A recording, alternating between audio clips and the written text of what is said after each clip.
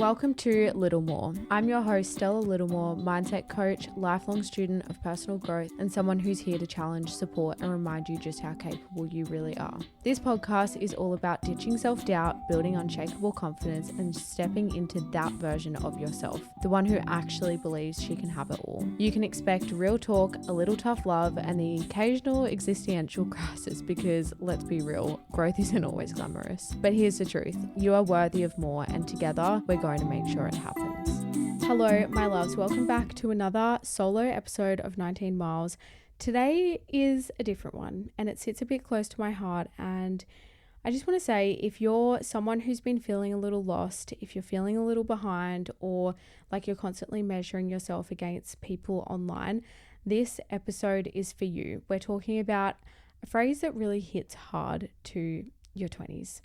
Comparison is the thief of joy, and yet so many of us still live in comparison mode without even realizing it, whether it's scrolling and feeling like you're not doing enough, whether it's watching your friends get married, travel, start families, start businesses, buy homes, and wondering if you've made the right decision or a wrong turn.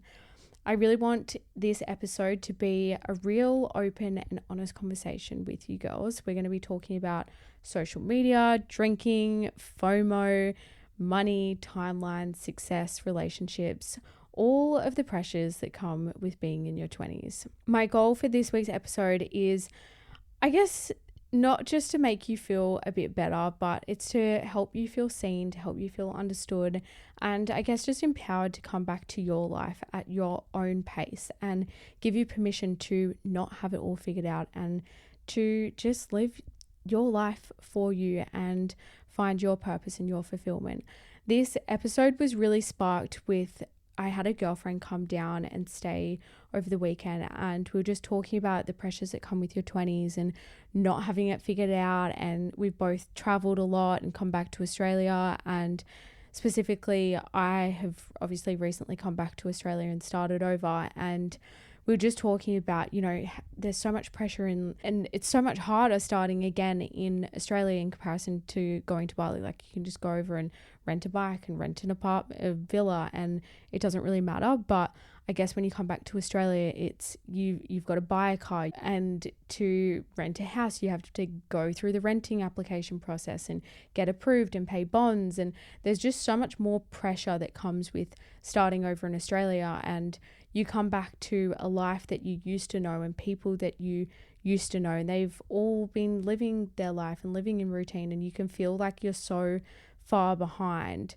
even though you've just had these amazing experiences and you've got so much knowledge and lessons. But we just really, I guess, gave each other permission to feel like we just didn't have it all figured out, and it was really reassuring to know that we weren't alone in that. And I guess I just wanted to bring this episode to you girls to share that, and just to make you feel more seen and heard and not alone, because you're not. We're all figuring it out for the first time, and that's okay. Being in your 20s is a lot, and I think it comes with a lot of unspoken pressures and expectations that we put on ourselves, and it can be scary to even talk and be vulnerable with our friends because you feel like you're behind, or you feel like you should be further ahead, or you should have it all figured out. Social media, it is a very dense topic, if you like. I remember when I first started posting on social media, I would have been 14 or something, and I was just posting gym content and bikini photos and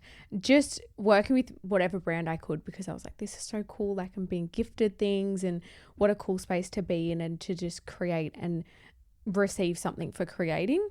And I guess when that continued and I continued doing that, I started, like, you spend a lot of time on social media scrolling and seeing other girls. I think it was the kind of time where the bikini body guides, that sort of era, where social media could be a very toxic place. And I remember just spiraling in comparison and it really negatively impacting me. And I'd say that's when I guess my journey in pivoting away from that kind of content really began. I guess I want to float this concept with you that maybe you're not jealous or you're not envious or there's no need to compare yourself. Maybe it's just that you're disconnected from your own vision.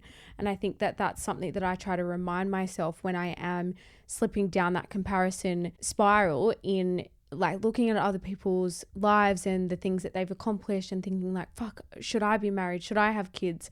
Just reminding myself like you're not envious or jealous of that person. You're just disconnected from you and your vision. So I wanted to float that one with you. And another like major mindset shift that I have discovered is comparison thrives where clarity is absent. So I'm going to say that again. Comparison thrives where clarity is absent.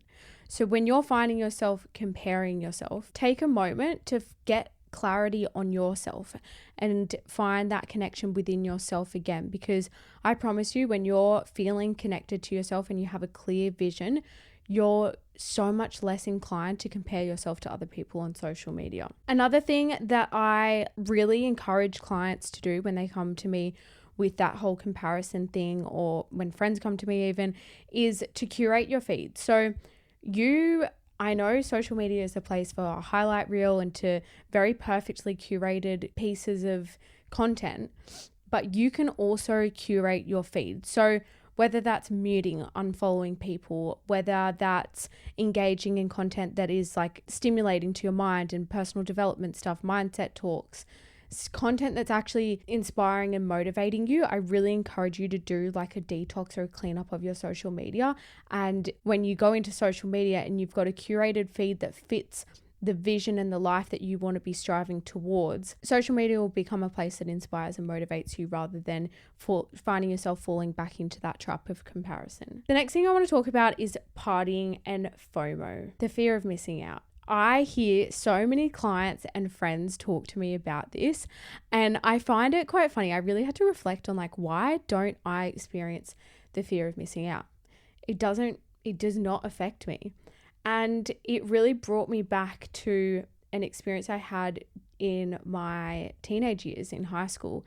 And I've never been really the biggest partier or drinker or somebody that loves that kind of scene. I definitely, don't get me wrong, have been through my partying days. I've, partied lots in Bali and had lots of fun and have definitely enjoyed that kind of activity. But it's definitely not been something, I never went through like years of partying or my, that kind of era. And in my teenage years, as a consequence of that not being my, interest, I was more interested in the gym and sport and going to the beach and just laying in the sun, that kind of thing. As a consequence of that, I tended to not get invited to parties. I don't know if it was that or maybe just being disliked. I don't know. But I remember feeling so left out and excluded as a teenager and saying to mum, like, I feel like nobody likes me. Like, I don't want to miss out on these things. And it really, really affected me. It really taught me to sit in that fear of missing out and get comfortable in it. And I guess as I've gotten older and working in bars and clubs and working on the other side of, the consumer in that scene, I really learned that going out and partying and numbing yourself with alcohol it's very repetitive. And I guess that fear of missing out became less and less and less because I realized that missing out on what doesn't actually evolve you isn't actually missing out. And that fulfillment is quiet sometimes. Okay, you don't have to be going out and drinking and doing all of the next big events and all of that to have fulfillment within yourself. In fact, I found the times that I was doing that, I was constantly living for the next event or the next outing with the girls or whatever else. And I was really finding a real lack of fulfillment within my life. Whereas when I've lived quieter lifestyles or seasons, the fulfillment that I find is in those quieter moments, like going for a sunrise walk or seeing the sunset, having dinner with my friends, having family over for dinner, those really intimate, quieter times. And I think, it's just reassuring to know that fulfillment isn't always loud. Fulfillment is quite often found in those quieter, slower moments. The next thing I want to unpack is money, career, and success, or the pressure that comes with being successful. I think especially with social media, there can definitely be a layer of pressure put on being successful, and especially when you're seeing other people's lifestyles and you're seeing, you know, them flying here, there, and everywhere, or having all the newest of all the trends, or, you know, seeing other people's lifestyles and feeling like you have to succumb to that pressure or that expectation. But just know, even the people that seem like they have it all figured out, and I know I said this, I'm pretty sure in last week's episode, they don't. And I have been, you know, I've lived in the most expensive places in the world. I've lived in Dubai and I've been surrounded by people that seem very successful, but then you hear the conversations that happen behind closed doors and you realize, you know, they don't actually own that Ferrari. They don't actually own the apartment that they're saying that they live in, that they own. They rent it. And they are renting everything that you see on social media, and it's not actually owned. So I think, and I hope that that puts into perspective that just because it seems like somebody has everything on social media, they don't. Even myself, I show you guys a highlight reel of my life. I still try to be transparent with you guys, and I try to show you guys the, you know, lows of life as well. But at the end of the day, if I was jumping on and showing you every single time I was crying, on every single time I had a meltdown, or when I came back to Australia and I didn't have a car and I didn't have a house, and you can't just go in and rent a car and rent a house. You have to have a bond, and you have to, you know, buy a car outright, or you have to have a history of a stable job in Australia.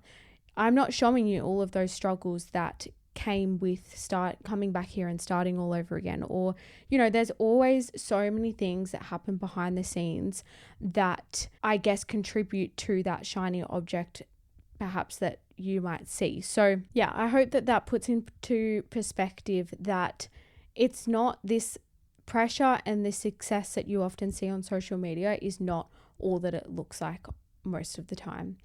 And I guess really encourage you and normalize that you don't have to have it all figured out by 25. You don't have to have X before 25. You don't have to be married by X age. You don't have to have kids by a certain age. You don't have to have anything by a certain age. I definitely encourage you and would love to normalize building something meaningful behind the scenes and building a life that has fulfillment and purpose for you. But I guess I really want to take away and give you permission to not have it all figured out by 25, because the reality is nobody fucking does. We're all living life for the first time, and it's okay to not have it figured out. I know sometimes it can feel like you're so alone in that, but I promise you there are people in their late 30s, there are people in their 40s who still feel like they don't have it figured out. I feel like I talked to my mum, and she's had 4 kids and has a very stable, successful job, and, you know, has all these things figured out, but in her heart, she doesn't feel like she has it figured out. Just remember, we're all doing life for the first time, and you don't have to have it figured out. You're allowed to pivot. You're allowed to change. You're allowed to live a different lifestyle to somebody else. And it doesn't mean that there's anything wrong with you, or you're not worthy of success, or you're not worthy of the life that you want to build. But it just means that we're all different, and you can't compare your journey to somebody else's until you've actually walked through their life and their journey and overcome their challenges and their adversity. And just to tag on the back of that, stop giving a fuck about what everybody else thinks. I remember when I wanted all of the careers I've gone down, whether it was doing social media, whether it was becoming a mindset coach, I received judgment and hate when I started both of those things. And if you have a desire or you have a dream, just know that that desire wasn't planted inside of you for no reason. It was planted inside of you because there is a version of reality. And I know I've said this before and I'll say it again, but there is a version in reality where that exists. You have to believe in yourself to chase and take the actions that are going to compound into over time to achieve that thing. I know it's scary to pivot and to change and to leave a stable job to pursue a dream that you have, but believe in yourself to do it, because at the end of the day, we have one life. You could die. I'm sorry if this is a very deep, dark term, but you could die tomorrow. Do you want to die knowing that you lived the stable, life for the rest of your life? Or do you want to die knowing that you chased your dreams and you felt fulfilled and you felt purpose in your life and you went after the thing that means the most to you? Relationships, babies, travel, and timelines. So I want to talk about this because I'm 24, and I really feel this pressure. I know I'm still so young, but I guess growing up, I've always said, like, I just want to get married. I want to have kids. I want to be a mum. That is everything I want in life. And I know that there's, I guess, a lot of conversations surrounding this, and especially as a female, you have a body clock, right? I think it's been something that I don't want to say I've compared myself to other people, but I guess I did get close to having, getting married and having kids. And when I made the decision to walk away from that, it was a very scary thing because I knew it was something that I wanted young. And I walked away from that, and I don't regret that at all for a second. I made the best decision I possibly could have, and my life has honestly only gotten better and better since. But I know that it can be a scary thing, and it's a pressure because as females especially, we have a body clock. And I know I'm still young, and even talking about this, I'm like, oh, can I even talk about this? I'm too young. But it is a pressure that I know I definitely feel, and it's definitely something that I want. Just remember that your path isn't wrong, whether you're married, whether you have kids, whether you're single, whether you have kids and you're single. Just know that there's nothing wrong with that path. It's different, and every single person's life is different. I want to talk about the thought, I should have it all figured out by now. I want to encourage you to ask yourself, who told you that? And do you actually believe it? Should you have it all figured out? Like, if you were talking to a friend and she said to you, I should have it all figured out, what would you say? Who told her that? And does she actually believe it? Do you actually believe it? And I want to encourage you to reframe that thought. If that's you that has that thought, I know I definitely have been guilty of having that thought. I want to reframe that.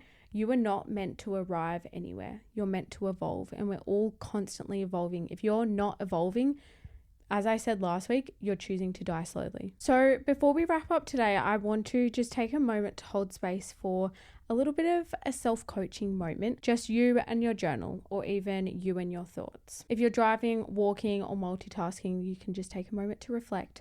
But if you're at home or somewhere quiet, I would love to encourage you to pause this and just go and grab a notebook or a journal, or even just some notes in your phone.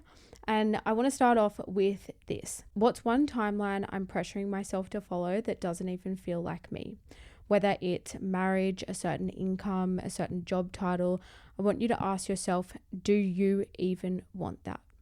Or do you just think that you should? The next thing I want you to write down is, what version of me am I trying to become, and how can I support her instead of shaming where I'm at right now? Because let me just remind you girls, becoming her doesn't mean hating on the version of you today. The next one is, what are 3 things I'm proud of myself for right now, even if no one else sees them? I really want to encourage you girls to celebrate the small wins. They're never small. I promise you, no matter how slow or small it feels like they are, you're still moving forward. And it's so important to celebrate those small wins, because where energy goes, things grow. So if you focus on the good and be grateful in life, then you will continue to attract more of that. If this episode landed in your heart, it resonated with you, or it sparked an interest in you, please just know that it was meant to. And your 20s are not a deadline. They're a foundation. They're not the season to have it all together. Fuck me. Like, I promise you, nobody actually has it all together. And it's a season to find out what actually matters to you. You don't need to follow anybody else's version of success. You don't need to shrink yourself just because someone else is louder. And you definitely do not need to apologize for choosing growth over something that seems comfortable. If this conversation sparks something in you, a desire to feel more grounded, more intentional, more you, then I really want to invite you into my program, Becoming Her. You guys have heard me talk a lot about this program, but it's self-paced, heart-led, and it's designed to help you girls guide back to your own path without the pressure, without the noise, and without the need to compare yourself. I really, really want to remind you again, you are not behind, you are just becoming, and you're allowed to make your 20s your own. You're allowed to go against the norm. You're allowed to do different, and it's okay. I give you permission, and I really want you to give yourself permission to not have it all figured out. I hope you girls enjoyed this week's episode. As always, if you enjoyed it, please make sure to follow to stay up to date on our new episodes. Give the podcast a rating if you enjoyed it, and please feel free to share it to your friends or post it on your stories. I really appreciate you girls' love and support, and I will see you all in next week's episode. Bye.